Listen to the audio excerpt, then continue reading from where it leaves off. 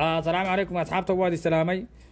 halkan waxaan ku haynaa tartan ku bixi doona TikTok live. hortiina waxaa ka muuqda 1 ilaa 16 laba qof baa meeka lagu soo qabanaya. tusaale weeye laba qof baa meeka lagu soo qabanaya. labada qofood meeka markii lagu soo qabto mid waxay dalbatay lambarkii guusha ku jirtay, lambarkaan oo kale dalbatay, qofka kalena wuxuu dalbaday lambarkaan oo kale oo guusha oo ku la'aana. marka labada lambar markaasaan u kala qabsadaan waa la fiirinayaa. haddii mid sidaan u guulaysato midna ay guuldaraysato labadooduba waxba ma laha. bishartigu wuxuu yahay in labadooduba guulaystaan, labadooduba inay guulaystaan baa la rabaa.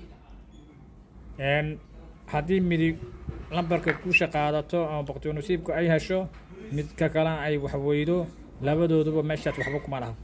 bisharti waxaa weeye labadooduba inay maartay labada lambar wax ku kala jiraan maalinkaas halkaas mar ay wada qabsadaan saarna ay u soo wada baxaan markaas bay helayaan oo maartay baqtiyo nasiibka taas oo ku dhamaana. laakiin midaa helayso midaa weynayso tan xataa way weynaysaa. bishartigu wuxuu yahay in labadooduba ay soo wada helaan. waa faanteena un maleynayaa tartanka TikTok live ku bilaabanayaa.